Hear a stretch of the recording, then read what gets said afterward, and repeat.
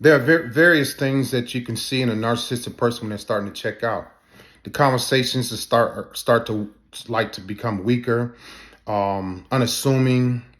The eye contact goes away. The hand held holding, um, the softness. They're more rough around the edge. They don't want to be bothered. They're staring off into the ceiling or out the window. They don't like to talk as much. When you're laying next to them, the body's cold, the off-putting. In the bed, the back is turned. There are a lot of things you can pay attention to that you have to pay attention to. These are things that I exhibited when I was starting to check out mentally and physically. That doesn't mean that you're a bad person or not a good person.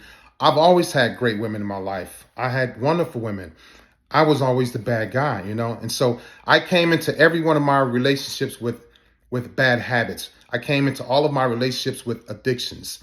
And so my problems, my bad habits, my addictions had nothing to do with you.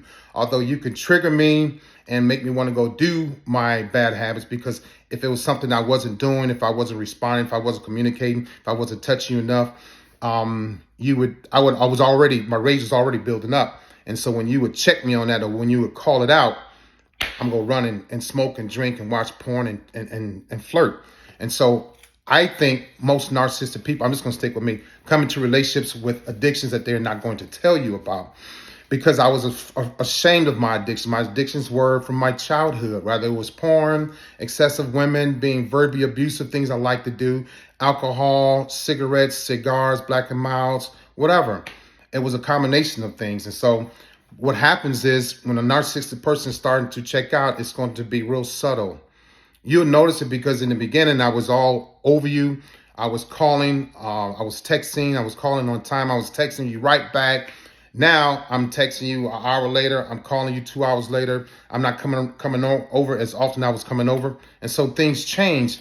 And then they go from being subtle to all of a sudden, boom, I'm out. It becomes abrupt. I become harsh and I become callous. And I was fighting those types of traits. I was fighting those reactions for many, many years.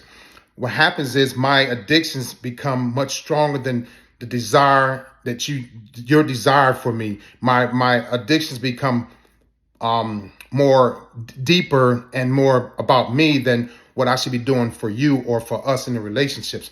My addictions became my motivations outside the relationship instead of inside the relationship. My addictions were more important to me than you were important to me, sadly. And again, that's not your fault. This is something that I had to deal with, but I wasn't dealing with it. And so my addictions made me feel good. And so the type of women I was attracted to were the women that were just like me, that had addictions, that were hurting others. And so all they had to do was mirror what I wanted. And so narcissistic people talk a lot, talk too much.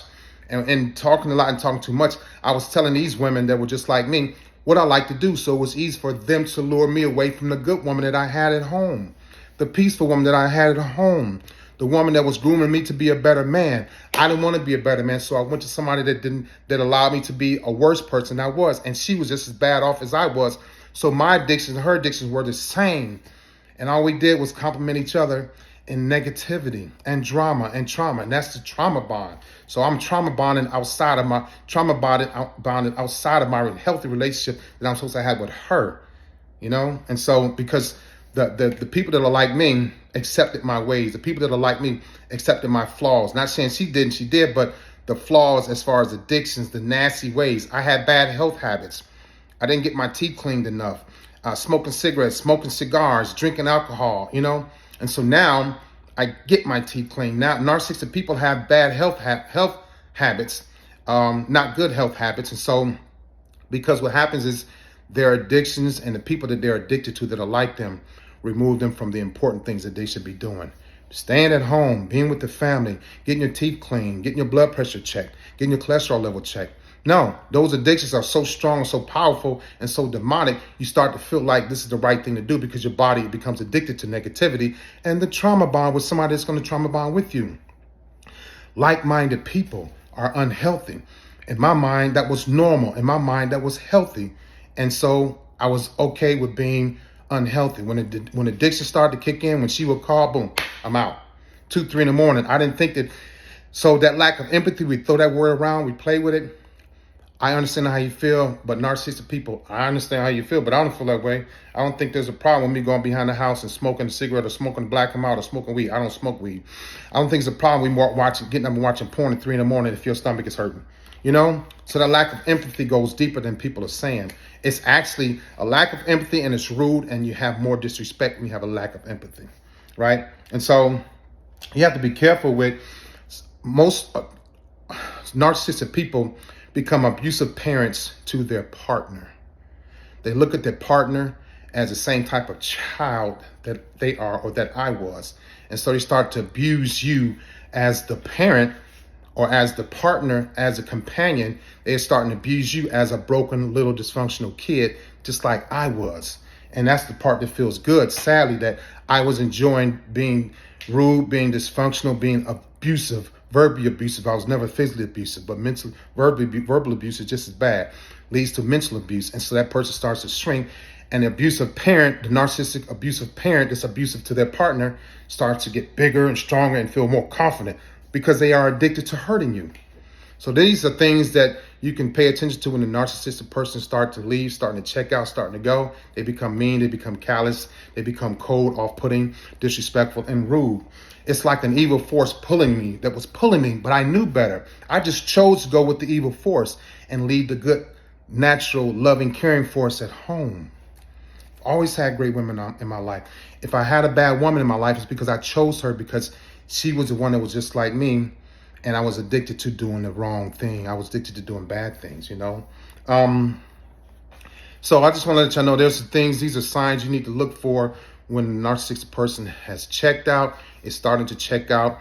And they'll just look at you. Once they don't understand that lack of empathy, they don't understand, well, Leon, you've been gone for 3 days. And I'm sitting there like, listening to it, disconnected. Knowing that I did wrong, but it felt good to do wrong. And I didn't want to hurt anymore for myself. So it was okay for me to hurt you because it felt good to hurt you. And therefore I'm not hurting, so I could see your pain. That was something that felt good to me, sadly, you know. And you know, I don't wish this pain, this narcissism on anybody, you know.